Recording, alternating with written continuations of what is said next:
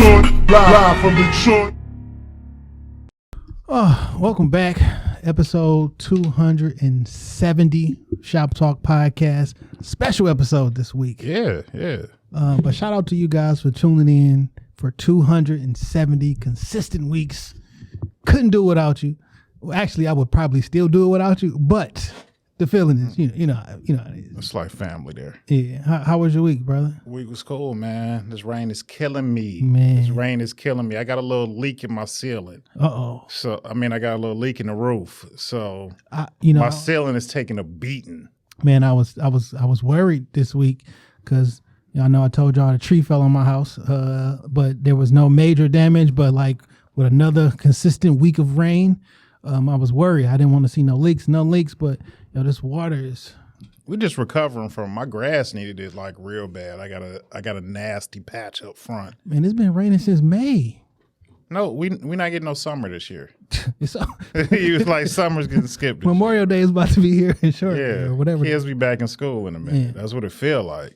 But listen, man, we said it was a special episode because this week we have probably our most decorated guest.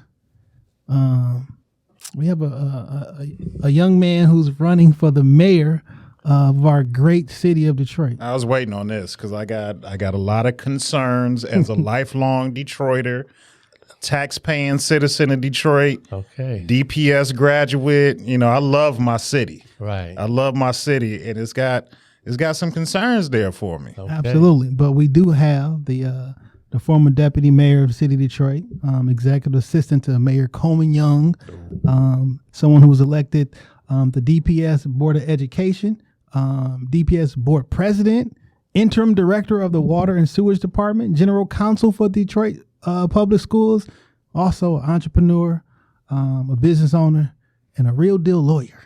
We have Anthony Adams. A lot of titles there. A lot of titles. Thank you for coming through. A lot of work. A lot of experience. Absolutely. And I'm certainly happy that you've had me on your show so we can really chop it up and dig in some of these issues and concerns about the future of the city of Detroit. Okay. We're glad to have you, man. Absolutely. So a couple months ago, I saw you on Instagram or the socials running for Detroit, and all biases on the table. Whenever I see somebody black running for office, I pay attention. Okay. Especially in the city of Detroit, right? And I'm ready for new leadership in the city. So I said, let me take a look at this gentleman. And I've been watching, and recently somebody tagged you in a post like, I want to see him on your show. I'm like, well, I want to see him on here too. All right. Yeah, so we just reach out, and we appreciate you reaching back and coming by just to give us a little bit of your time, and for us to be able to address some of our concerns, and you let us know, what your plans are for the city in the future. Great. Well, I think the best way to know me is to talk to me and really understand, how I think, how I approach problem solvings, and sort of show the depth of my experience and knowledge about how we can really transform our city. We talk a lot about transformational change, and people say, "Oh, you're gonna pay for it." Well, we're gonna talk about that today and really get into the nitty-gritty of how we become much more responsible and responsive to our own needs. Okay. So before we jump into, the policies and things of that nature, let's just get our audience more introduced with you. So from my understanding, born and raised in Cincinnati. Is that right? Cincinnati, Ohio, born and raised. Went to public schools in Cincinnati, product of a single mother. My parents actually got divorced when I was real young. Mm-hmm. And my mother was one of the hardest working women I've ever known in my entire life. I'm a mama's boy. I make no bones about it. Okay. She poured everything within me. Dedicated public servant. Worked 47 years for the city of Cincinnati. Started off as a clerk typist 3, the lowest position that you could have in the city of Detroit. And when she retired after 47 years, she was a registrar for the city of Cincinnati, which is the highest position that a non-college educated person should have. Totally dedicated to the Urban League, NAACP, volunteer organizations, you name it. My mother did it all. So you come from good stock. I come from a woman who just believes that you need to be about the business of helping people. You need to be a public servant. You need So to she serve. planted that seed young. She really did, man. I mean, it was just a question of how much you have to give. And with her, it was always, you need to give more. You need to take your talents, you need to use your skills in a manner that's going to help and benefit people. So I consider myself not a politician, but a public servant. I think there's a huge difference between what those two roles stand for. Okay. Absolutely. So prior to coming to the city to try to understand, you went to Georgetown. First I graduated from University of Cincinnati. Sort of like Wayne State, I was a commuter kid, walked to college from my house, majored in urban management, urban planning, always wanted to be involved in city government, wanted to really be what they call a professional city manager. They had a program at University of Cincinnati that allowed you to really understand the nuts and bolts of how a city operates.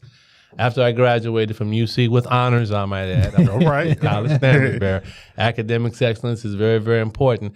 I then went to Georgetown University Law Center in Washington, D.C., which was a phenomenal experience. I mean, I had a chance to work in the Department of Justice Tax Division, the main headquarters that you see on Pennsylvania Avenue. Worked at the Securities Exchange Commission. Worked at two big law firms. Did a lot of tax and antitrust work. And also did, a lot of volunteer work in the community. This was a time when Marion Barry actually was first elected fully empowered mayor for the city of Washington, D.C. It was just a great time, great experience. I have family out in D.C., and I don't think, and I remember being a young man when Marion Barry was just becoming mayor, and I don't think people understand how enthused he had the city at that time. Like it was electric. He's a big personality. It was the chocolate city, if we recall. I mean, absolutely. DC and Detroit, there's so many parallels in the leadership, in the dynamics, the demographics of the city, the transformation that the city of Washington, D.C. has gone through now, and the transformation with what's happening in the city of Detroit, how the city of Washington, D.C. was gentrified and the people were forced out of their own communities, out of their own city, and now they live in Maryland and Virginia and other places. But it was a time when there was a serious black empowerment.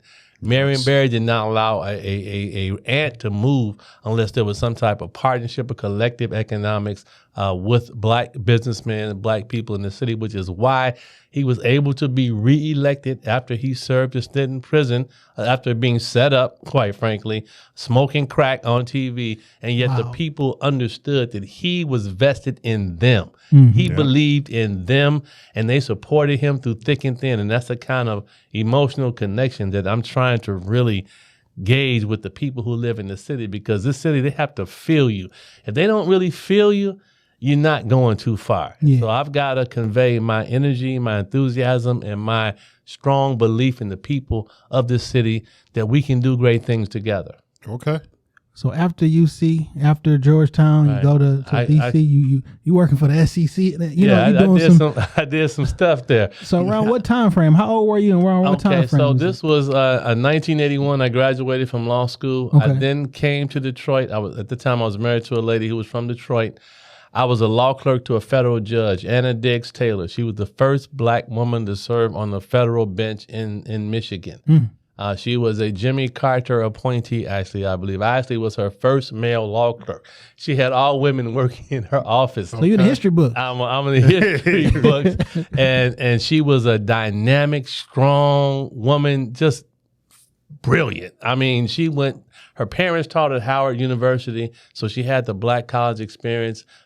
She actually went to law school at Yale. I mean, just an outstanding lawyer, brilliant writer, and strong and tough as nails. I recall a case one time where a white lawyer from a very prominent firm was very disappointed in how she was ruling in his case. And he literally said, I don't understand why that B won't rule in my favor. Well, I'm sitting back and I'm ready to turn the table over. And she gave me the little look like, no, we don't do it that way. We're going to be real smooth about this. And what she told me was that even though the law was on his side, she said, I want you to write me an opinion which disputes what he wants to do. I don't care if I get reversed, because I'm not going to allow him to disrespect me in my own course. So that taught me that sometimes you got to take a stand on principle, even in regards to what the consequences might be. After I worked with her, I then joined the law firm. I was a young associate in litigation. And actually, because I had federal clerkship experience, I got a chance to be involved in a lot of high-profile cases. The highest profile case I was involved in was Billy Sims and the Detroit Lions versus the Houston Argonauts. If you recall, this was when the USFL Football League had started, and they were poaching players from the NFL. Billy Sims' lawyer, a guy by the name of Dr. Jerry Argovitz, actually was an owner of a USFL team. He signed Billy to a contract at that time in 1984, I think was for $1 million a year, which sounds like a lot of money. And it probably was back then. in 84, Yeah, nothing. for sure. I'll take the meal right now. So what Billy found out, though, was that his white agent also represented the quarterback on the team, a guy by the name of Jim Kelly, who ultimately went on to play for the Buffalo Bills. Yeah. The contract he signed for Bill Kelly was a contract that had an escalator provision in it, meaning that Jim Kelly would always be in the top 3 highest paid quarterbacks in the USFL without any negotiations. When Billy found out that he cut a better deal for Jim Kelly than himself, he came back to the Lions.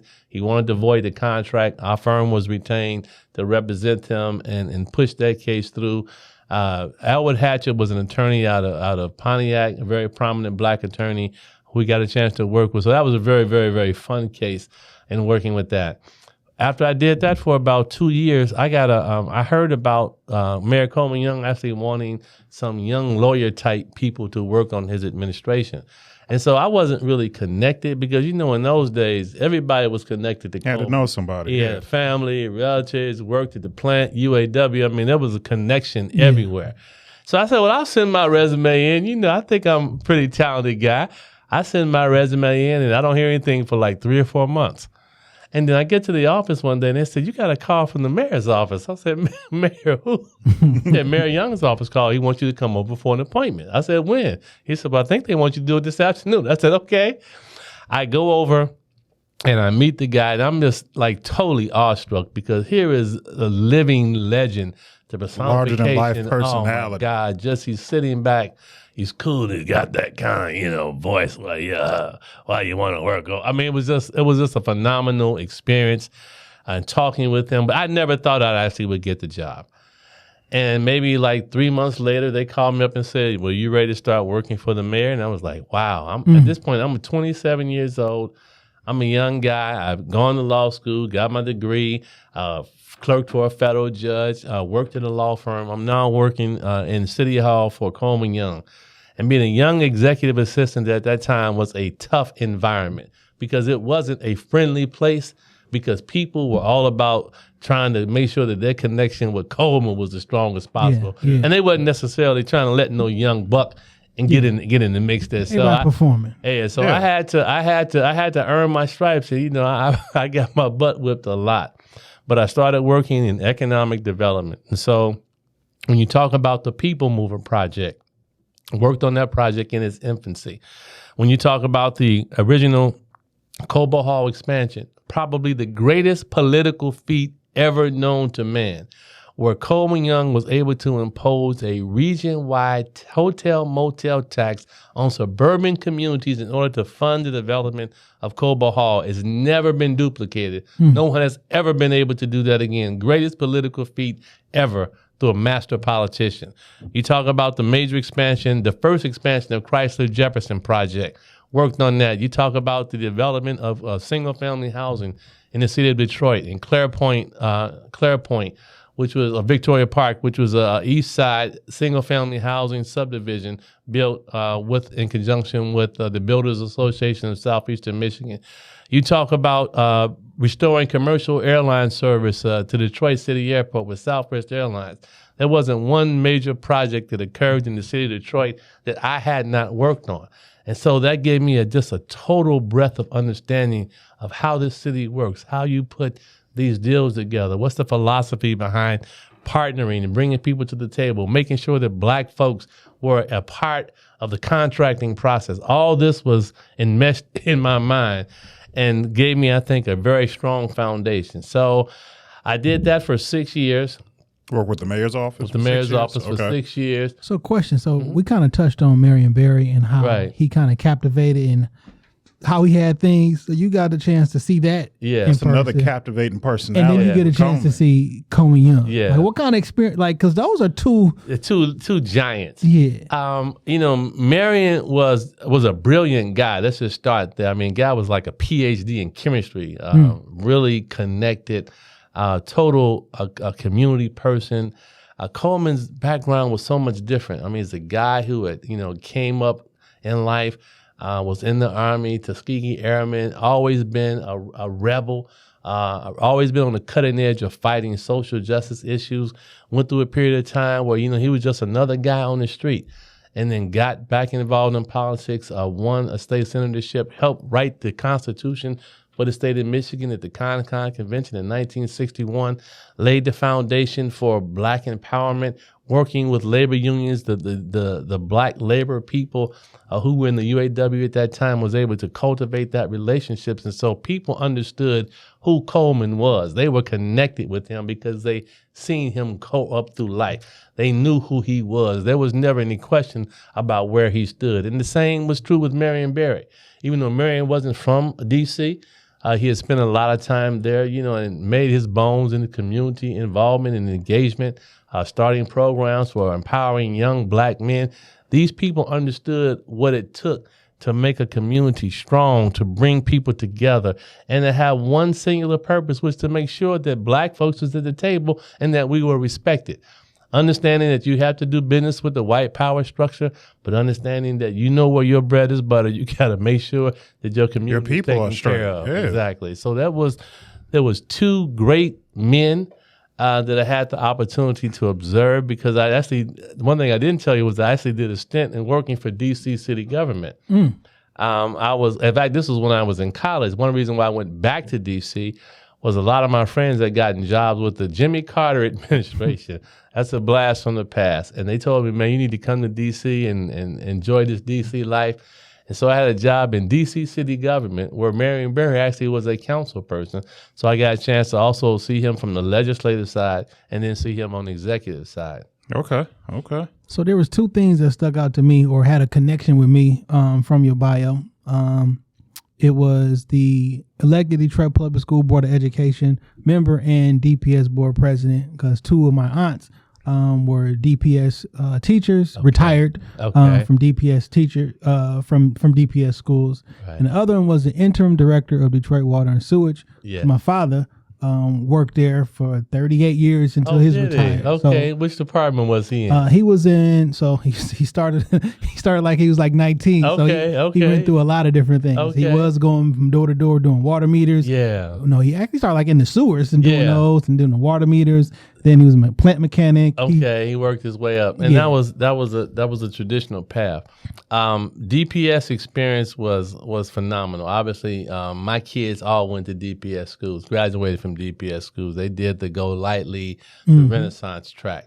Okay. I believed in public education and the strength of the district, which at one time you could go to any school, whether you went to McKenzie, whether you went to Northwestern, whether you went to Cooley, whether you went to Denby, you could get a good, solid education. They had programs for trades and skills. People could actually learn things while going to high school and yet get a good, solid education if they wanted to go to college.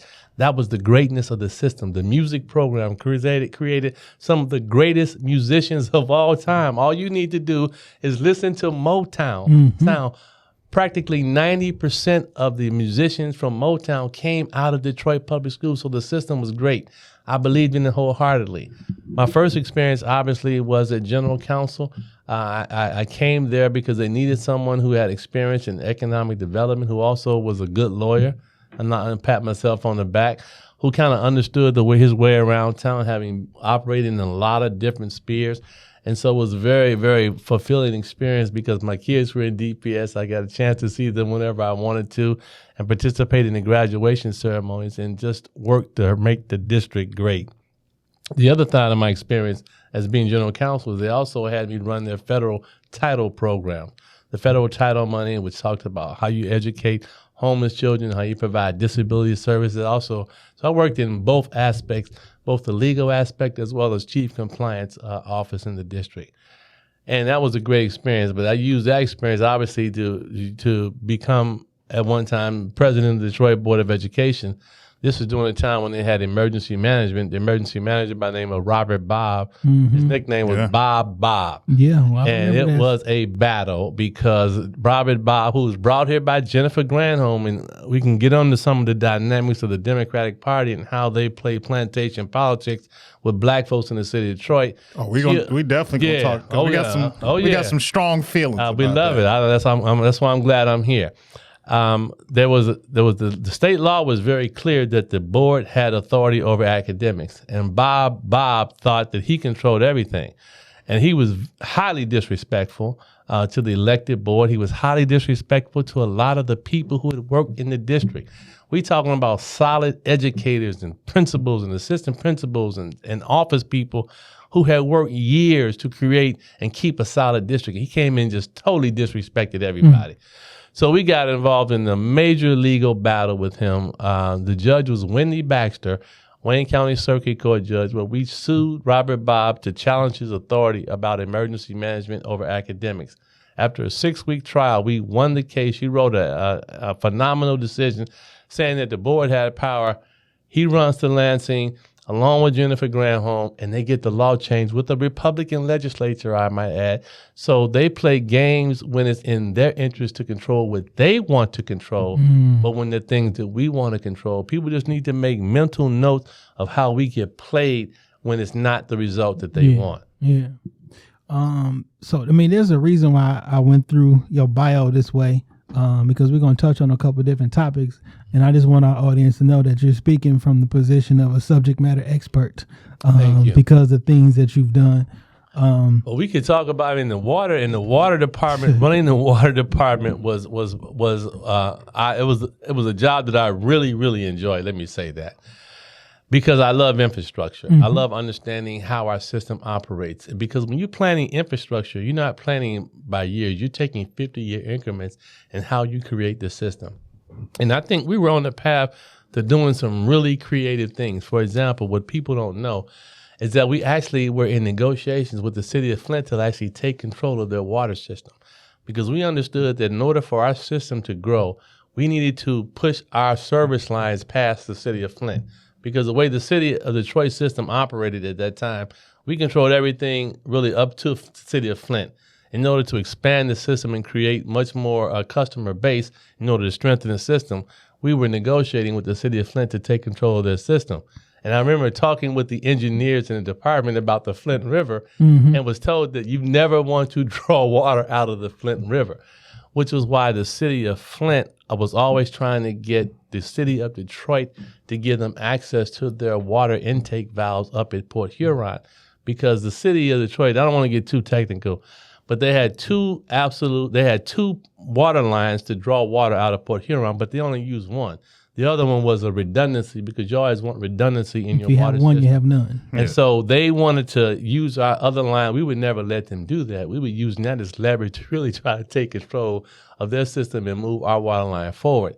We'd also develop what they call the Flint Loop.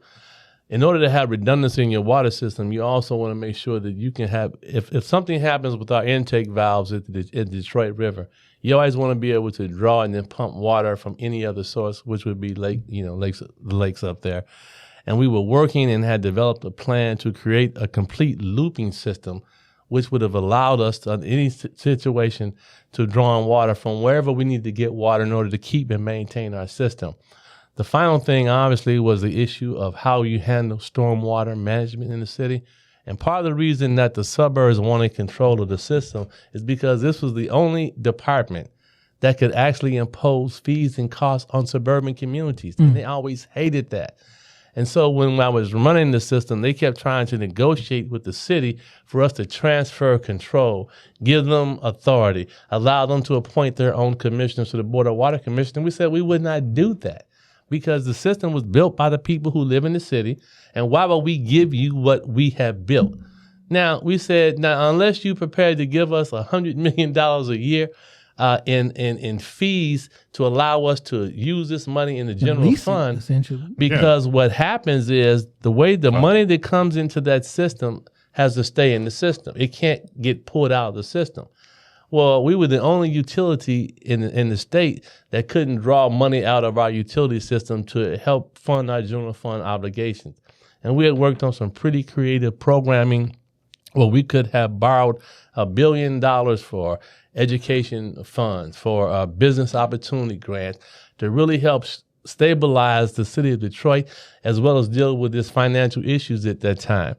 But obviously, with Kilpatrick's problems and the weight of the world coming down on us, they took control, took him out, and obviously the rest is history, because what it did was it created a cascading effect on disrespecting of black leadership, failure of black leadership, and people being disappointed in what occurred.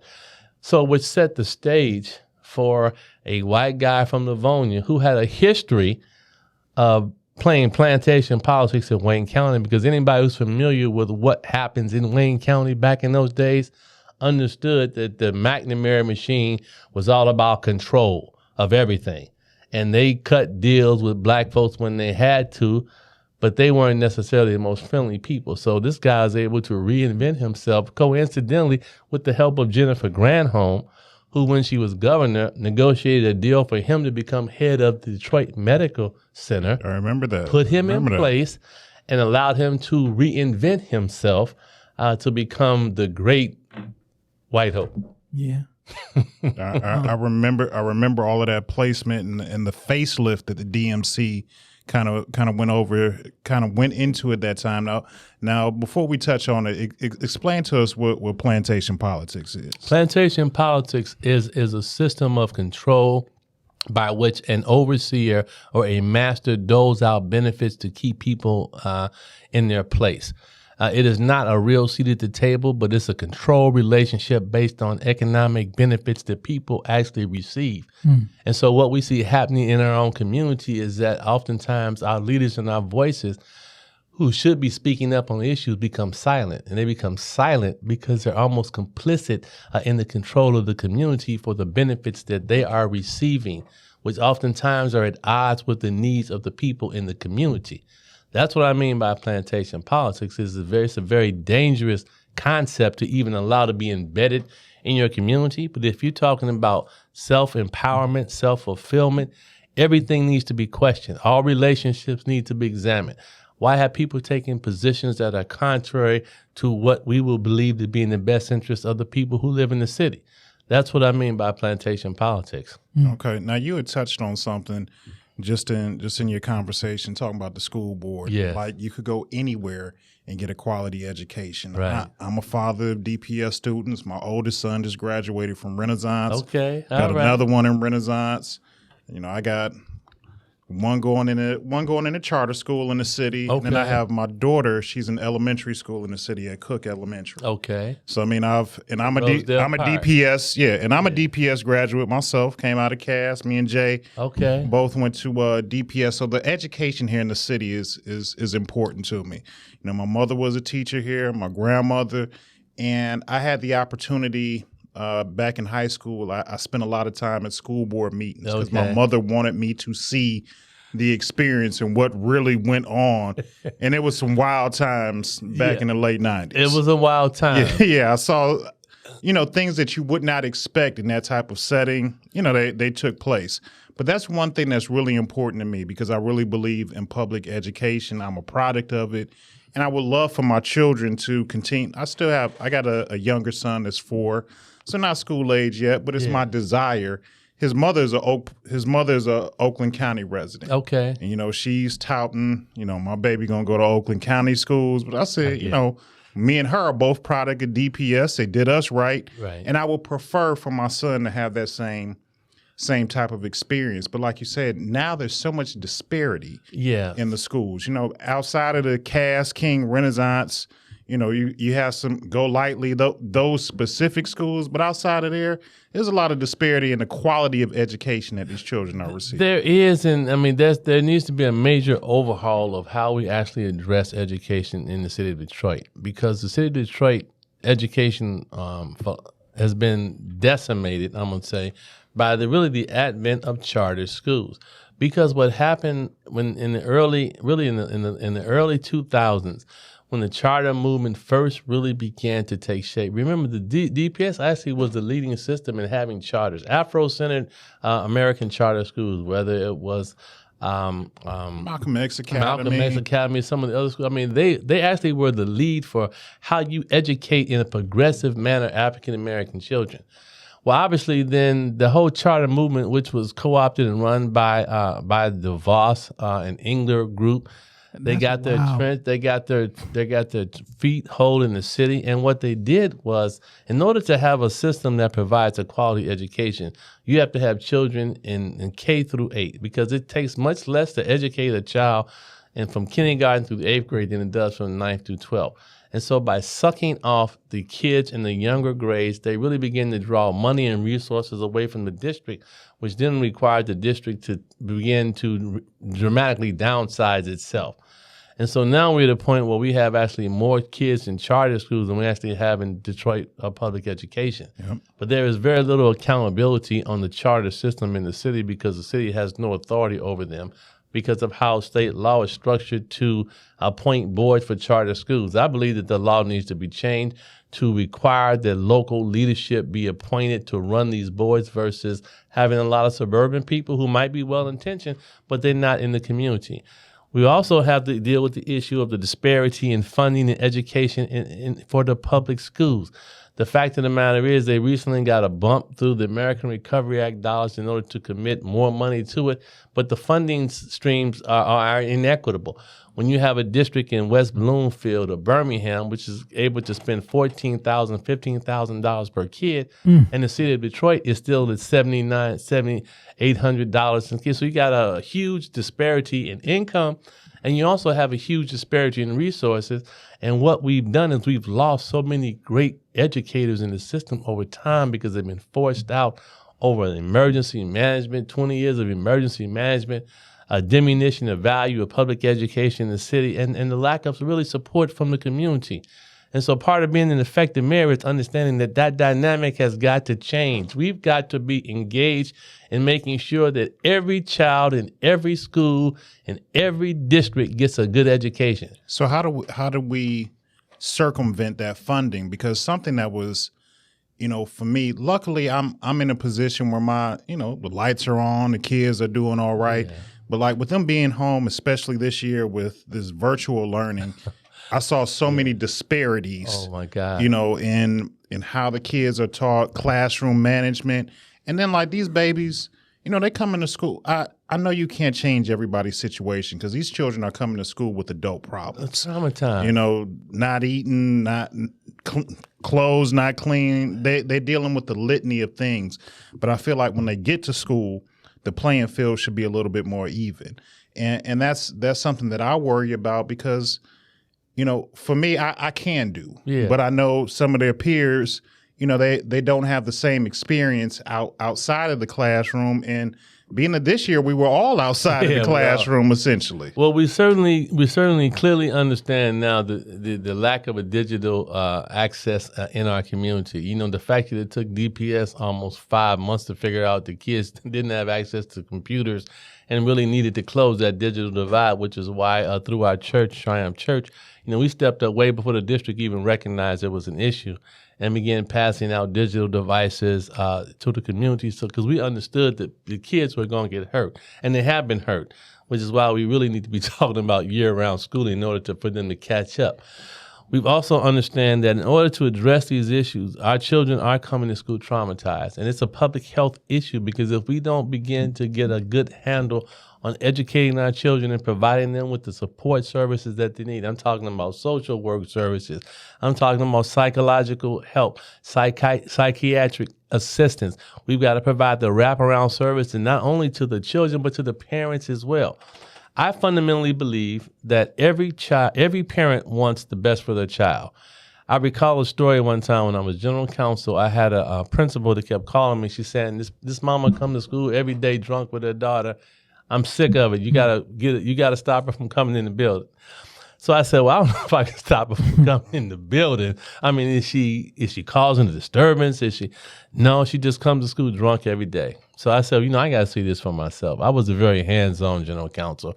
I probably visited maybe 250 schools during the course of a 3-year period when I was general counsel, because I believe that you got to get out the office to see what's going on. You got to touch it sometimes. So I get out, I get in my car one morning, I get to the building. I think it was a school over on the east side somewhere. And I'm parked there, and sure enough, at the appointed time, I see this mother, walking her daughter, and she appeared to be drunk. So I went to the building, and I told the principal, I said, look, I know you got a lot on your plate, and dealing with a parent that's drunk certainly isn't one of them. I said, but let's understand this. There are a lot of parents who not drunk, ain't bringing their kids to school at all. Now, the fact that she's drunk, whatever her state is, whatever she's dealing with, she has enough gumption to bring her daughter to school. I think that's a parent we can work with. Maybe you should invite her in one day. Say, hey, mama, look, I know you're going through a lot, but it would really help us and help your daughter if you did not bring her to school drunk. Just try it. I mean, what do you got to lose? Principal looked at me. She's like, you know how much work I got to do, but I'm going to try it. And sure enough, she talked to the parent. The parent got her act together, started to volunteer in the school. It was a good result for that child, for that principal to understand that every kid, every parent wants the best for the child. We just got to figure out how we get it to them. And so when we have children with issues, how do I help you? Which is why we should be talking about transitional housing programs and all these vacant schools that we have in the city. Why are we not providing housing services for children who live in traumatized environments?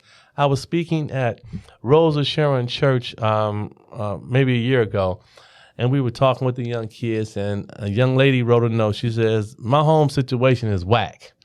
I see stuff in my house that I shouldn't be seeing. How do you help me?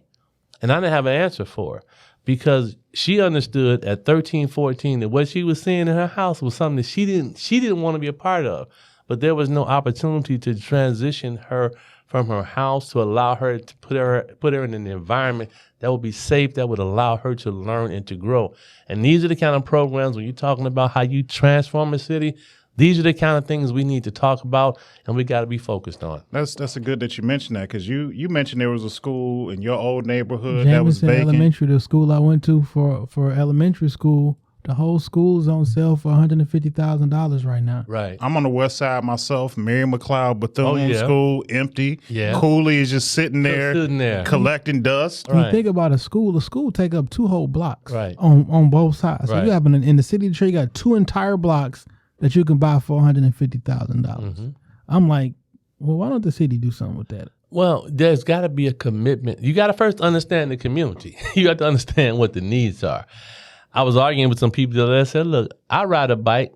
I have no issue with bike lanes. But when you're talking about a bike lane versus providing someone with a safe environment, I got to go with the safe environment because we can deal with the bike lane later. We talk about what we really need in our community and how we get there. You see, because Detroit has been beat up so long, so often by the media. Let's understand the media condemned the city of Detroit to death. When Coleman Young took office, they condemned this city to die, and their every waking moment was been about diminishing the value of what Detroit is. And now we got to change that. Yeah, we got to change it, but we got to first change the fundamentals of what happens in our city. How do we educate our children? How do we provide safe environments? How do we make sure that our young men at risk have the skills that they need in order to survive?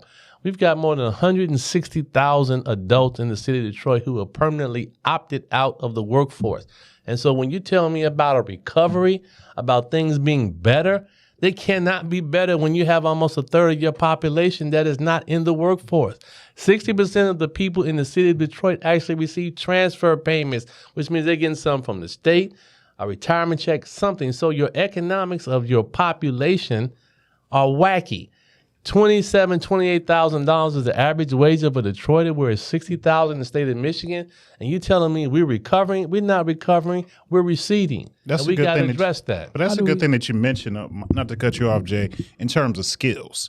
Because I remember, I'm 39 myself. I remember when I was... You're a young man. fairly. I remember when I was in high school, right. my ex-wife, she went through Votech, she learned skills. Right. Skills that she can still maintain today. My daughter's mother, same thing. She learned how to do nails and I mean, it's a skill that she still uses. But now there's not a lot... every child is not going to take that path to college, and we just have to be realistic about that. Right. But they need to have some type of skill to enter the workforce, even if college is not up your alley. And I don't think that DPS has anything that really offers those type of options right now. Well, there was the big push and the belief that every child needed to go to college. And as a result of that, they really began to get away from the vocational technical training skills that everybody should have.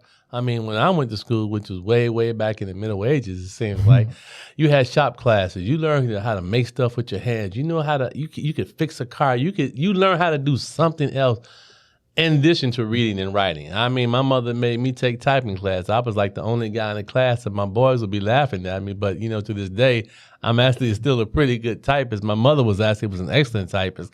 You had the skills and training because they understood that you need to be well-rounded. And most kids these days are not well-rounded. It's like the parents who have their kids only play one sport. I am totally against that. Absolutely. You got to play everything. I mean, when we were growing up, you played football season, basketball, baseball, you ran track. And you swam, you did everything. No, I never understood that just being special. Right. Like, because I grew up that same way. Fall, I played football. Right. Wintertime, I played basketball. Spring, it was you kept yourself in the thick of something all year long. Around now, you have to force these kids to come out the house. I was talking with the parent, which is why I'm always so happy when I pass by a park and I see kids out playing, and I'm really kind of disappointed about what has happened with Powell, not from the standpoint that they got some good people in leadership over there, but the connection with the football programs and things of what's going on. I just think that's bad for me. And when I see that was parents, the lifeblood of the community. it was how people. I knew when I turned 7 or 8, I was playing for the Broncos. Oh, you I played knew for it. the Broncos? Oh, absolutely. Okay. I knew that. Play for the Cubs. Okay, I knew that was a progression. Okay, yeah. I mean, that West was. Side? that was the and so what I did was actually my son played for the East Side Raiders. Okay. Now, That's unfortunate, even though we lived in Palmer Woods, he was the baby, so he kind of got everything. But my ex-wife wanted him to play for some suburban, I think it was the Southfield something Rams or somebody like that. I'm like, no, he going to East Side Detroit. She's like, you want me to take my baby out? Look. Ain't no boy I'm raising in my house gonna be scared of nobody in the city of Detroit. Took him over there, and he loved it and developed relationships with men from the east side, from the west side, so that when he got in high school, there was no place in the city he couldn't go where he didn't know somebody. There was a connection that you knew people, which is why we didn't have a lot of violence, because people were connected in one way or another. You might play for the East Side Raiders, but we might have played on the family together in basketball. We were all connected. That was a community. That's 100% true, because there have definitely been situations where I may walk into a situation and it may look a little sketchy, or a little dangerous, and I'll be like, "Oh, that's my man. I play on the same basketball. Hey, what's up, man?" Hey, what's and up? then the energy changes, and now you can move through this sketchy situation. Exactly. Look, my first coach, like. I'm, even up until this day, when I run into Mr. Pittman, it's still, that relationship is still there. Like from the first practice to, now almost 30 years later, like it's still a genuine loving relationship. Man, we were all so connected with one another, and we've lost that connection, which is why we have such endemic violence in our community, because no one respects the life of another person. When you don't view a person as a human being, it's very easy to walk up on them and blast them with a gun, because you're not connected, but you don't really view them as being human. And I think part of what I talk about when I talk about crime prevention strategy is being much more interventional in how we actually address and bring people together in our communities. They do a little bit of it. What I'm talking about is a massive amount of it. What do we have to lose? We've spent more than $3 billion over the last 10 years fighting crime in the city of Detroit. And we have crime at epidemic levels. So why not try something else? Why not try to send people out, social workers, gang intervention specialists, community advocates, to talk with our young men and women, to say, hey, how do we provide you with a pathway in order to improve the quality of your life? And I'm glad you mentioned that, because I was reading about you and your crime plan. Yes. And to circumvent a little bit more funds into mental health and other things of that nature, as opposed to sending out that police presence every time that you have, a issue there. Exactly. And I've heard that that's been like a hot button topic lately. Everybody, mental health, and like we should handle these things differently. But why is that so important to you? It's important because oftentimes we send police to do jobs that they simply are not trained to do. That's a fact. A police officer is not a psychologist, and when you call the police, that usually should be your last resort for anything. If a person is a vagrant and they're messing with someone and going in and out of a store, you send a homeless advocate person who really understands the culture, the community, and how to relate to people, which help in diffusing situations, because part of my philosophy and approach is that we have to begin to diffuse and dial down the emotional impact of people engaging with someone who's trying to help them. When you call the police, that's the last resort. And so by sending, and people I don't think people see or view the police as help. They are not. Well, it's more of a. We need police. Let me just say that I'm not a defund the police guy. Because most of the communities I go to, people trying to figure out why the police didn't come, or why I gotta wait. I done waited 5 days and they finally show up. So there's a lot. But when you got police responding to homeless situations, when they're dealing with mental health issues, because most of the runs of the police in the city of Detroit actually are domestic violence issue. And so if we've already identified a pattern, because everything is computerized, when the call comes in 911, there is a database of information that we could mine to figure out, man, we done been called to this house 10 times for domestic violence. That's 10 times the police have had to be dispatched to somewhere. So would it be not in our best interest to have someone go out proactively and say, hey, you know what? We understand you are having issues. And there are a lot of great programs. I was very involved in a program for Black fathers who were trying to heal the relationships with their children, because we have so many fractured relationships in our community. Oftentimes, the relationship is fractured because the mother is mad at the father for not being with her, and so she puts all that anger in the son, so that when the father tries to get involved in his life, there's a whole nother anger issue that they got to break down. So you got a lot of programs like that where people can actually be much more proactive in trying to bring families together, that I think can reduce the level of police calls for runs for service, that will allow them to then focus on the main things that they need to be focused on, which is violent crimes and criminals in our community. So we got to, so to me, there's a this is a little cycle, and there's an issue, right? So the city has, 600,000 people, 650,000 or something like that. 650, 670. And in order to increase the city's tax base, more people have to come back into the city, right? Yeah, I guess you can say that. I'll accept the premise. All right. So this and on a premise, but some people don't feel safe to come back inside of the city because of the crime, so to speak, or the police. But we still see crime statistics saying, crime is down 22% this year, or this or whatnot. Now, I see one of your points is to accurately report crime statistics, so the citizens have faith in the numbers. Transparency is very, very important, especially as it relates to official information that's coming from City Hall. These numbers need to be scrubbed, because there's always a certain level of manipulation that goes into anything. Juking the stats. Trying to put themselves in a better position. But I think more transparency lends itself to better results. And the more clear people are about what's going on, where is crime? I mean, crime is happening all over the city, but there's certain types of crime that happen in some parts of the city.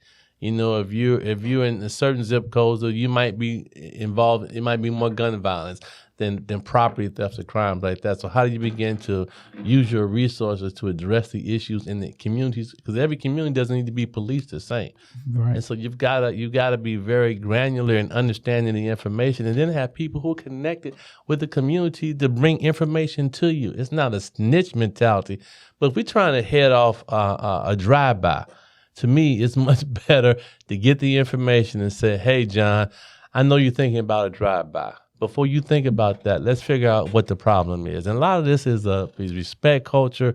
You disrespected me. How often do you disrespect Conflict me? resolution. We just Right. need better that's conflict how resolution. And we have to talk about that. But when you don't have a mayor who's culturally connected, whose son didn't play for the East Side Raiders, but also knew some West Side Cubs, who hung out over in Denby, but also had a relationship with people at Redford. If you don't understand those relationships, how the community works, it makes it very difficult for you to even address the issue. How do you talk to a young black man if you haven't raised one in your family? And a lot of things have changed subtly over the years in the city. I remember one thing.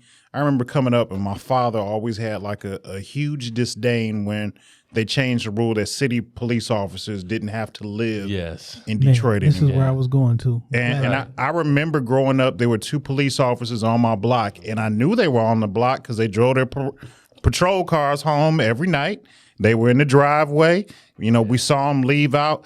And I've always had an opinion like when I go out to other communities, you see police, they just patrolling. Yeah. And not going to crimes. They're just driving around, running plates, going through neighborhoods, and they're patrolling. But with so much happening here in Detroit, so much gun violence, theft. It's responding. They don't have a chance to patrol or even build those type of relationships with the community. When I worked out in Canton for a long time, and we had a police officer, he sat over in the field and, had a speed trap, but he would come into the office, introduce himself. We knew who he was. Right. And, in the city, we don't have, number one, with them not living there, that's just the presence is now gone, and with the responsibilities that they have, it's hard to sometimes build those relationships. It's hard when you got to use GPS to figure out, where Mac and B Week is, and we got to begin to change that. But we can't change the police force if we continue to demonize the policing as a profession. And part of what I've been telling folk all the time is that, look, you can't expect young people to go into this when every day we're telling them that they're horrible to do this guy. There are some cops that are good cops and trying to do the right thing. And if our young people that really want to transform the police department, then I say, hey, you know what? The best way to transform a department is to go inside and be the tip of the spear to bring about the cultural change, to bring about your perspective and how to do things differently. I think the other thing that I talk about on my platform is how we actually train our police officers.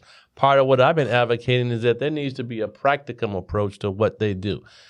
Simply going in an academy, getting in shape, learning how to shoot a gun, learning how to ride a chicken, learning how to handcuff people, that's all great. It's got to be done. But they also need to understand the community that they live in, especially because we can't have residency because there's a state law issue. And I think there's some things we need to do in order to incentivize police officers to begin to live back in the city, but we also have to recruit our young people to be here. I got a plan. So part of what I'm talking about is they got to go through a practicum. It's amazing that it takes you 7 to 8 years to be a surgeon to operate on somebody, but I can give you a gun in 6 weeks and you can kill somebody. And so part of my plan is they have to go through a practicum. They got to work in a mental health agency. They got to work in a youth advocacy role.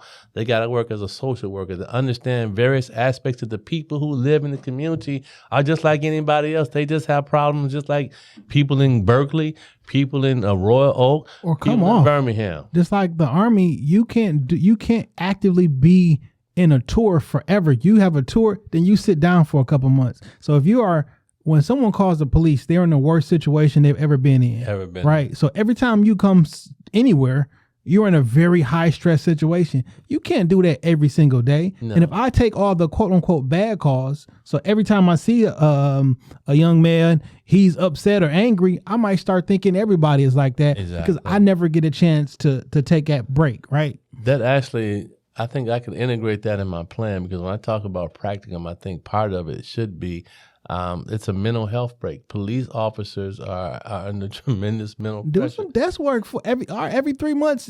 Go do something else. Go work in the evidence. Do something so you can learn that. So I do have a idea, right? This is the first time I sat down with somebody who can possibly do something about it, right? Because to Dane's point, we grew up where you had to live in the city. So what I think that could happen or that could work is if we do incentivize people who work for the fire department, EMS or the police department to work in the city, we would give you X amount of dollars on your home. Maybe that's from the land bank or whatnot. Well, yeah, they got 80,000 properties. I mean, like if you work at Quicken, they're giving you $20,000 off your loan. Maybe because Dan Gilbert is so closely attached to the city, maybe we can. He's the ghost mayor. Maybe we can figure out something with him. Or if I had to talk about that off the mic. Yeah. If you are a Detroit police officer and you purchase a home in the city, maybe you get X amount of discounts, right? Or towards your mortgage. Also, like what happens.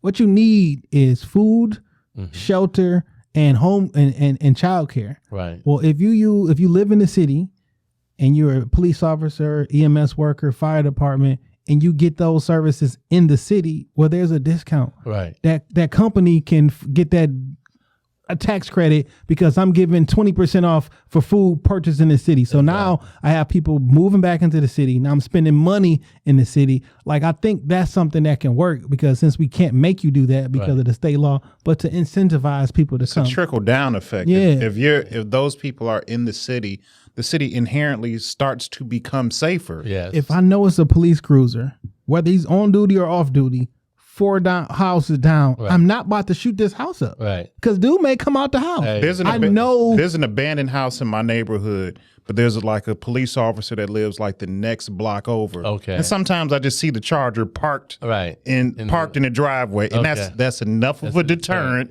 to keep people away. Right. But you have to do a lot more things like that. Usually in certain command structures, they do allow vehicles to go home. And if you live in the city, I have seen the Chargers, parked in neighborhoods. And I think that's a good idea because people need to know that they have help and assistance in their neighborhood, someone that they know and can connect with. Because at the end of the day, it's just all about building. We got to rebuild the trust in our community. And officers have to engage the people in the communities where they live. I'll be honest, man, the people don't have a lot of trust in local city government because, it was uncovered that, hey, my bad, we overtaxed you $600 million on your home. Too late, can't do anything about it. Yeah, well, that's a bunch of BS. Because there was no really commitment on the overtaxation was horrible. And what we find is that people are still being overtaxed. See, they act like the problem is over, and this is a problem I have with the media. We fixed the overtax. No, you haven't fixed it. It still exists.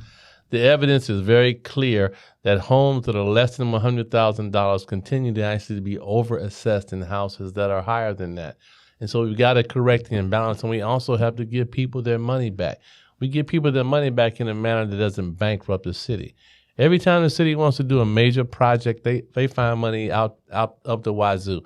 They found $100 million to give the Mattiman Room. They gave $90 million to Tony Swire and the Chrysler Project. They give other developers land and money to make things happen. And so we've got to do the same thing here. And so part of my plan and what I've been advocating is that people will be compensated for their loss. If you lost a house, we need to find your house and get your house because there are a lot of houses. Here you go. They have a lot of houses in a lot of neighborhoods, and because I ride through the city all day, every day, and you see a nice house in a good neighborhood that's overgrown that needs to be repurposed. Why are we not putting people in these homes? Why are we not taking control of these properties? Why are we not providing them with the resources and economics to do these things? The city has affordable housing money. They have dollars that's set aside to do things.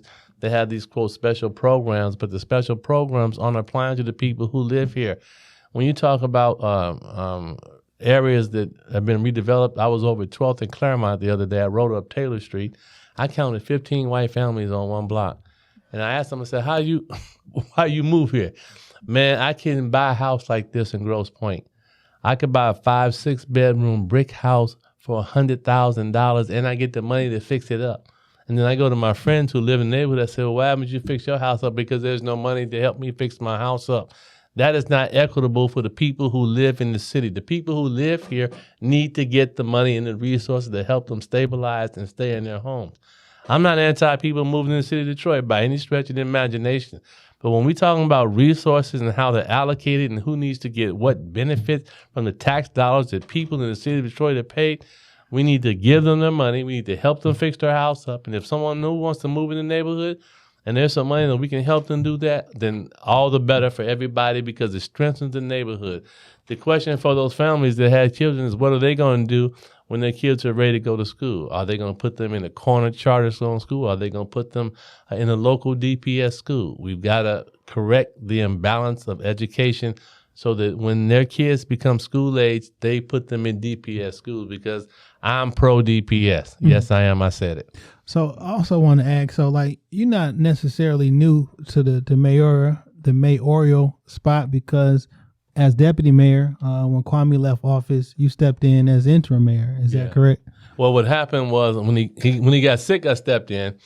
And when he got ousted out of office, I actually was running the water department. Okay. But a lot of the daily aspects of the job, being deputy mayor, you're the number 2 guy. And so you really get to do all the heavy lifting, whether it's working on the budget, whether it's negotiating with council. Everything that required to do the job as deputy mayor is preparation to become mayor. You just don't have the final authority and this decision-making responsibility. But I think with my overall experience, with my maturity, with my understanding that this is a big deal. It's a big deal being mayor of the city of Detroit because you have 650,000 lives that you're responsible for, and the people in the city of Detroit are tired of failures of black leadership. I think that's one reason why we have a white mayor is because black folks were disappointed at the black leadership in this town.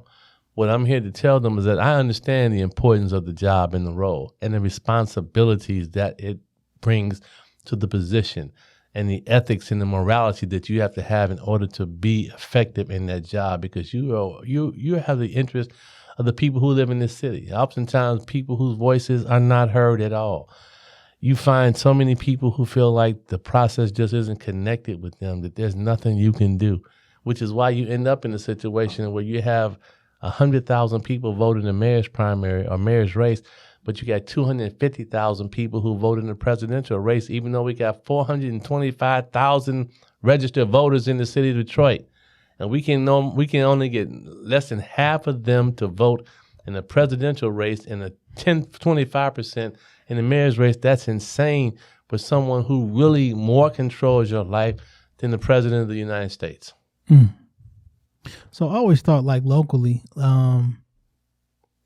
for local elections, well, for all elections, I don't like the campaign dollars and stuff like that. If this process is so important to how the city runs, on Tuesdays and Thursdays at 4 p.m., candidate A got time on the radio. Candidate B has time on the radio because this is the process that we need to run the country. Yeah. It turns into a money game where I got more money than you. Man. So I can be where you can't be. I'm gonna be on the radio. And then that's the only ones that you know.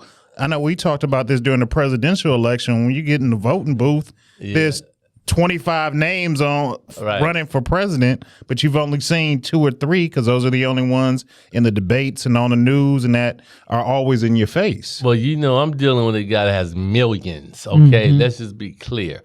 He has his own money that he's raised through the various generous donations of the vendor class for the city. But he also has access to millions of dollars for the corporate community with whom he does their bidding. And so when you're running against a guy like that, you got to take every opportunity to appear on every podcast, every opportunity to go into a community, every meeting, every conversation, hanging out at the Elks Lodge, going on the east side, hanging at Baker's. You go everywhere you have to go in order to get your message out because this is a campaign about making contact with people and restoring their faith and trust in leadership. He's going to outspend me 10-1. Ain't no question about that. But he's not going to outwork me in the community.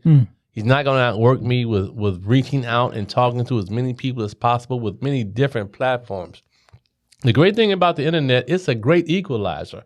You don't need to have millions of dollars to go viral. And word of mouth, connecting with other people, being able to present your ideas in a thoughtful way, being questioned, excellent questions today, I think allows people to understand and hear my passion of what I'm bringing to this table and why I'm so adamant that I have to win.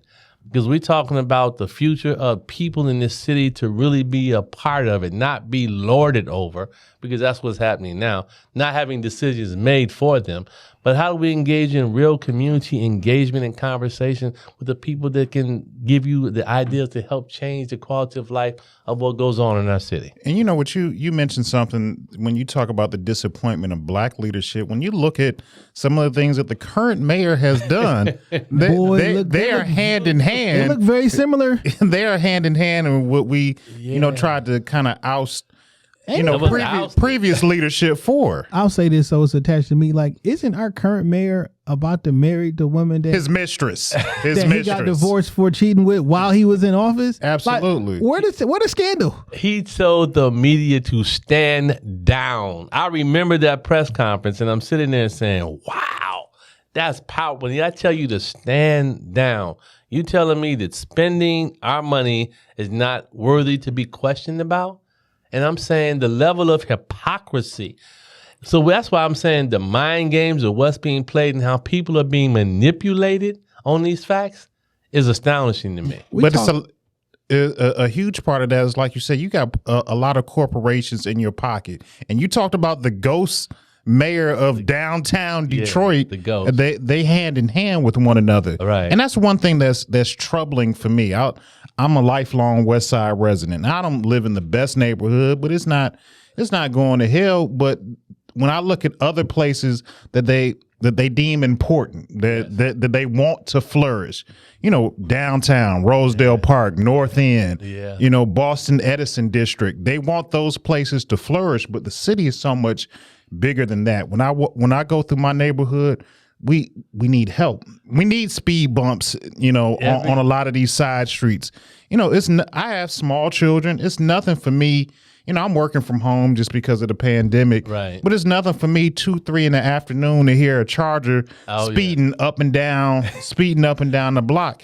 I would love to have a speed bump somewhere in my community instead of bike lanes everywhere. Like, give me a couple more of those. Yeah, well, we gotta really begin to deal with the culture of speeding in the city of Detroit, and it's been allowed. It's lawless. And so when you have they want to go viral for it. They have car clubs, and because I've seen it, I was on Connor and Warren one day. And the Crown Victoria Car Club. And there must have been 60. I was like, God, I didn't know. They still on the road. 60 of them rolling. Had traffic stopped. Stop. Okay. So we had to understand, okay, look, there's zero tolerance for speeding through our neighborhoods because our children being killed. Yes. And so I have no tolerance for that. You cannot speed in our neighborhoods, and we have to enforce the laws as it relates to traffic in a manner that's not disrespectful, but you're speeding in a neighborhood, you got to be stopped. We also have to create venues for young men and women now to ride their cars fast. If it means creating the Detroit Raceway, why are we not talking about that? Let's talk about that. Because all these clubs have people that are leaders. And I met a lot of the guys, like from the bicycle club guys to the three-wheeler Put them guys. somewhere, charge them. This is where create you some can revenue go. stream. This is where you can go, because if I catch you driving down, I'm taking this Lamborghini. I'm taking your car. You see, because I have to, because you're not respecting the people who live here, and we're not having these kind of conversations, because if you don't understand the culture, then it's hard to understand the guys. The Wrangler young ladies, they had an Instagram. I had an Instagram conversation with them. Wonderful young ladies. They all drive Wranglers. Now, they're not speeding through the city. I know the president. Yeah. But you got some other groups. It's all about speed, and they got big engines, oversized. Really, when you get a Hellcat, you know what it's for. You know you're speeding. Yeah. So we got to begin to say, look, how do we all work together? Because you can't do donuts in the middle of the morning at 12 o'clock, because we all trying to get up and go to work the next day. Some of us got jobs. Okay? Some of us have jobs. Some of us can't afford the Hellcats to be. Exactly. I mean, that's like a $90,000 car. I mean, wow. Really? And it's a lot of them in the city. It's a lot of them in the city, man. You hear them. It's a lot of them. Creative financing. Get them off that lot. I was riding my bike one day. I was riding Houston Whittier. And I'm riding, and I usually ride early in the morning before traffic really gets bad. And I hear you kind of hear the engine roll. This guy must have been doing 150 miles an hour coming down Houston. I had to get on the sidewalk. I was like, man, I don't want this guy. The sidewalk not safe. Yeah. The sidewalk is literally not safe. Because I keep seeing stuff online where they lose control and they end up on somebody's porch. I know, a porch, man. I mean, so Like, I'm in the house. No. 2 weeks ago, a guy skipped the sidewalk, Yeah. and my neighbor's car was in the driveway and hit the car in the driveway. There's and another thing that bothers me. I was taking my daughter home from work. These 4-wheelers and these mini bikes. Oh, yeah. No, I had a friend of mine personally got killed this summer. Oh. Because somebody ran into him and hit him on the mini bike. But on the flip side, like Right. they can't commandeer the road either. Like I don't know what the balance is. These 4-wheelers is I didn't mention this on the pod. This happened last summer. I didn't mention it on the pod because it was too soon. Right. But a young man, felt that it was his right to go in my front yard and do like some donuts Right. on my grass. Right. And I disagree with that. I disagree with that. I'm like, This is where I live. This is where I live. I heard him coming down the block, but like when y'all got to the corner, that's not it. Right. You know what I'm saying? You can't do this. They on the grass? Yeah. So, Y'all had a little we conversation. didn't. Yeah, we had a conversation. Around the corner because I had to go find. Like, Right. well, where Yeah, did? right. I looked at my Ring camera like, no, I need to go. I need to go find somebody to have a conversation. Like, Right. I think we got some things misconstrued. Well, we have to, we as men, we have to always be respectful of young men because I know the respect thing is very big. Absolutely. But when I see you doing something wrong, I approach you in a respectful manner and say, hey, young brother, because I'm old enough to be most of these guys' grandfather. I say, hey, why can't we do something different? I know you doing your thing. I ain't trying to tell you what to do. You always got to qualify it, but Right. it would be better for everybody if you just kind of took it over here, over there. Me and Jay talk about that a lot of times too, because now I'm at an age, I got a grown child. Right. So when I see young, like when I go to the store and it's young, when I try and get in, excuse me, young man, because I want that separation there, because Exactly. I don't want you to think that we peers first of all. Right. I want to establish some type of respect because we're not the same age. We're You know not what I'm the saying? same age. I got a grown child in the car. Exactly. And then my baby's 30, so I get it. Yeah, and then like the respect factor, because me and Jason we both carry, and I never want to have to use my weapon. Right. I keep it on me because I understand where I live on Puritan and Schaefer. I understand where I'm at. Right. But I have it to protect my family. Right. To protect myself. But I never leave out the house with the intention, I'm gonna shoot somebody at the store today. Right. And I just always want to establish some type of boundaries there. Yeah, I think that's important. I mean, like you say, you excuse me, young man. Yes. You mind if I step through here? I'm trying to get somewhere. I'm not trying to disrespect you, but understand that I'm an old guy. I've lived long because I've avoided a lot of crazy situations. I've been in a lot of crazy situations and avoided a lot of crazy situations. And so how do we have a peace here that allows both of us to do what we need to do in order to protect ourselves and go home at night, because we always trying to get home to our family. Absolutely. Pure and simple. All right. So last question, man, is about infrastructure. Yes. In the city of Detroit. And the shortcomings that we've been seeing consistently for years.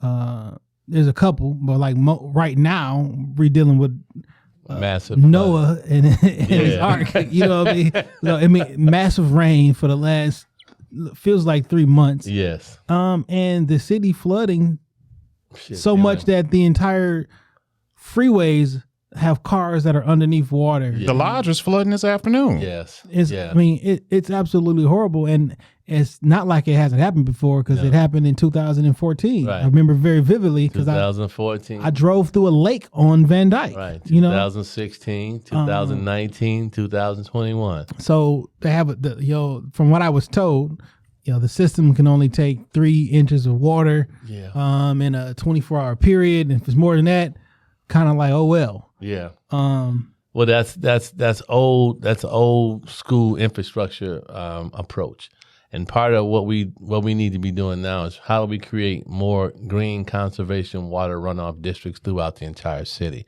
Why are we not using our park system, for example, to divert rainwater, not sewer water, rainwater, as it flows in the streets in order to put that in parks where it can regulate itself? We got to divert more water out the system. Part of the issue on the east side is when they did the Chrysler expansion project, they built a detention pond, which is a pond that holds water, storm water, when it rains, and then it's released into a system when it's dry. Because actually when there's a hot day, there actually is not a lot of flow in the sewer system, so you need to have water. And so part of my approach is that we got to create more green conservation districts, but we also have to require more institutions to build detention ponds on their own property so that they can hold water on their site so that it's not discharged into the system. You're talking about a whole green infrastructure approach to how we actually deal with what we do and how we manage our infrastructure. A way to create more jobs and training the skills and things that we can do. You know, when you design your intersections, you need to have water runoff berms. You see a lot more of that, especially in cities in the South where they have flash flooding. They create in their intersections or in their curbs, they create green infrastructure so that water is flowed, so it's stored more on the site versus being pushed into the system. We got to do something differently. We also have to begin to upsize the size of our sewers in certain areas, especially on the east side, which is an older community, older sewers. Get a lot of flooding on the east side. And they built the Chrysler plant. They also expanded a new truck facility, and they put a new Stellantis or a Chrysler parking lot, which does not have water runoff facilities. All those millions of gallons of waters are being stored in the city. They also have to require that Macomb and Oakland County also build more detention ponds because the sewer and water that's flowing on the east side is flowing from Macomb County and Oakland County. And we've got to begin to reduce the flow of water during these, they call them 100-year events, but now they seem like they're more like every 3-year events because, global warming is an issue. But we have to begin to change how we address our infrastructure needs by requiring people to store more water on their site, to take water out, and then to use it when we have dry weather events. These are just some simple things that we can do to create employment for ourselves, create new jobs and training in horticulture and agriculture, people understanding how to maintain plants. There's just so many little things that we can do. Our economic development philosophy for the last 50 years has been based on the big project. We got to have a stadium. We got to have a plant. We got to have a big business. And I'm saying, forget all that. Casinos. Let's work on the little things. We got 38,000 small businesses in Detroit. What if every one of those businesses hired 3 people, that 160,000 people I talked about who've opted out of the workforce, to put them back to be productive citizens, which means they're paying taxes, they're paying revenue to the city, they're helping the city grow and become stronger. We got to focus on the little things, on the little people. The things that make the city great is taking care of the people who've been here through thick and thin, making sure that they understand that we are connected together. Together we are stronger than we are divided. Absolutely.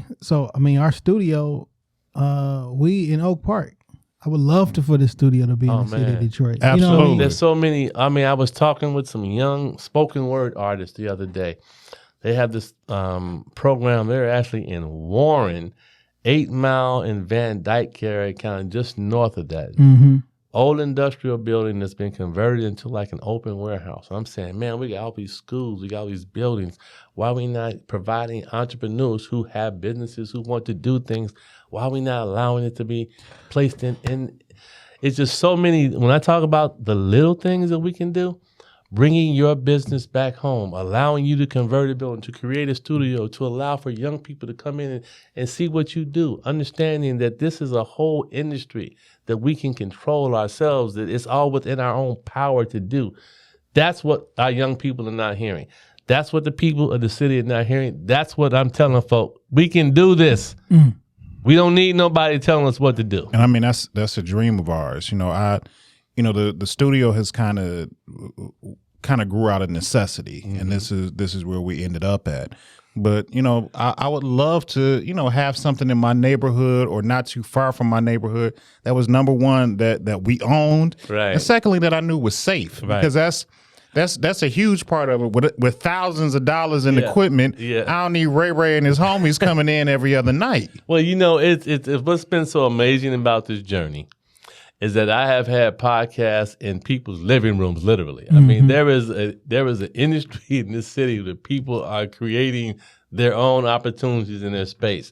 From a guy who bought a house next to his house in an area, and he's got a whole studio podcast. So I said, weren't you worried about your equipment?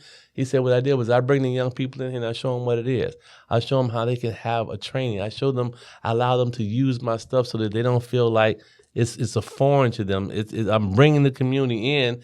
He said there's a risk involved in that for sure.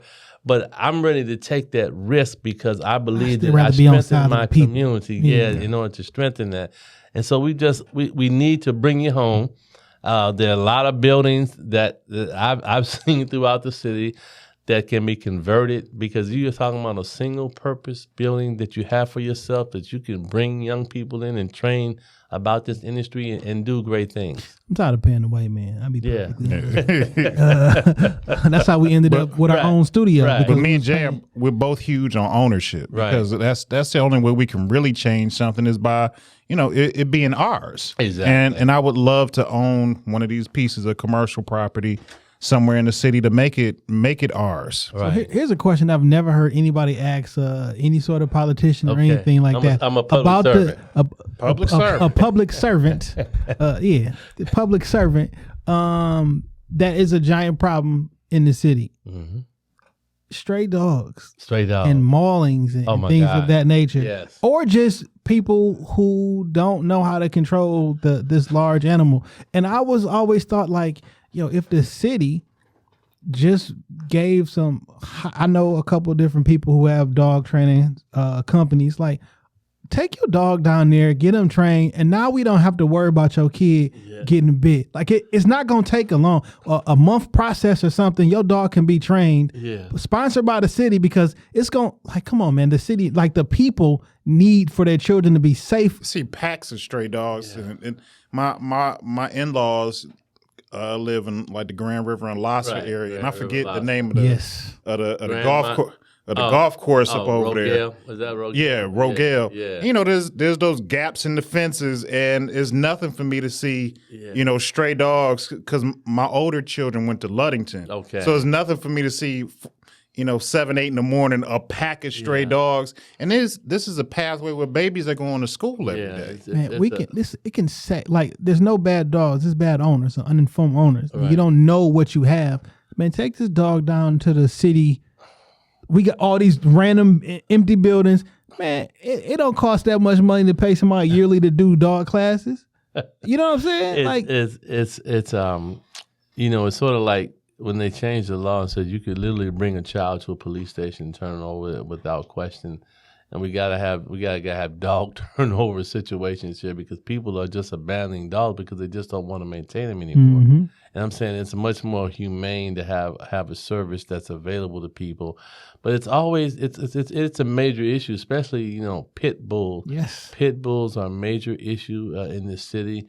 Which is why, council went to registration. But the people who are doing this, they're not thinking about registering nothing. They're not registering. And so how do we, again, it's dog ain't got not near shot. And I'm a pit bull owner, but it's a lot about education. It's a lot of education. You know what I'm saying? Like this is my third pit bull. So I'm not new to it, but I also know, what the dog needs in order to thrive. These dogs need to be socialized with people and other animals. Because like one of the homies lost their dog because another dog got to him. Exactly. Like a lot of this stuff can be prevented. Right.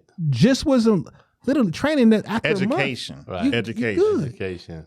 Yeah. So that's what we are. And listen, how can somebody help and donate to you? Okay. Thank you. So my website is anthonyadamsformayor.com. That's anthonyadamsformayor.com. My email is aa4mayor, the number 4mayor @gmail.com. My website is probably the best way to reach me because I answer all my emails. There's a site that you can go in if you'd like to donate. This is very expensive to do. against a guy that has millions, but I'm personally invested because it's my dream, and so I gotta make sure I finance it. My headquarters is at 19512 Livernois. Livernois in St. Martin, right across from Noni's, a restaurant, right down the street from Good Times Restaurant, which I love the lobster bites if I need to be eating all that fried food. And I'm always there. I mean, we're there on the street. I will come out to speak to your organization. No organization is too big or too small for me. I've spoken to one person. I'm speaking to 500. I will go where I need to go in order to let people hear me talk, hear my passion, and hear my commitment to the people in the city of Detroit. So we're all about winning. It's winning time now, and I'm just looking forward to getting through this primary, and then it's a one-on-one race where we can really have a debate about the issues. I tell people all the time, I could care less that he's a white guy. It's all about his policies to me. And we're going to keep it on a policy level. But if we need to get gangster, we will. All right. All right? You seen the movie Fresh when Samuel Jackson put him on the clock? Put him on the clock. Chew it. Right. Put him on the stage. That's right. Come on, man. So for final word for the people, why should people vote for you on August the 3rd, which is the primary? Everybody, when election time, everybody hit me with the vote or die, vote or die. Yeah. Where y'all at? Did y'all die? Yeah. Or, August 3rd is the primary. Why should people vote for you? If you're looking for a person who is really committed and invested in our community, if you're looking for a person who understands your struggles, if you're looking for a person who's had struggles himself, I do not profess to be a perfect person. In fact, my imperfections make me a guy who you should support because I believe in this city. The experience, the knowledge, the know-how is there. And I'm not being braggadocious. That's just a life that I've lived in understanding how to make this work. And I'm committed to this people of the city. I'm committed to transformational change, not just on the surface, but deep cultural embedded ideas that we need to embed within our children that they can be great, that the greatness of Detroit rests in the people, not in the leadership, but the people who be here. I am the man who wants to work for you. I want to be your public servant. That's why I'm running. All right. Man, you got my support. Yeah, we appreciate it. Thank you. We've swung an election before. We did. All right. Like in real life. All right. Let's swing this one. Yeah, In the hopefully we can swing this one. Okay. Yeah. All right. Yeah. So Great. We appreciate you coming out with us. Thank you. absolutely, it's a pleasure meeting you, getting to talk a little bit about you and know your background and your history. You got the know how to do it. You got the heart to do it. And hopefully on August 3rd, everybody's who's listening to my voice right now, who can possibly vote, get out there in the primaries, man, so we can see them on that stage and we can shoot at us. All right, then we can be at the ribbon cutting when you open your studio. Man. Talk about it. Talk about it. That's the wrong button. Wrong button. Yeah, talk about it. All right, well, we appreciate you. Absolutely. Right. Listen, man, thank you guys for tuning in. 270. Yeah, 270. 270 episodes. I need to in a go row. play that three-way. Yeah. Oh yeah, I'm all out of order. Go ahead, do your thing, man. I don't have nothing because this was the episode. This is different, man. Yeah, When this you was the episode. When you see the blue and the black, you know you at Shop Talk Podcast Studio. Book some time. I'm not saying we're the Rockefeller podcast, but we are Jay and Dane. Hell yeah. Peace.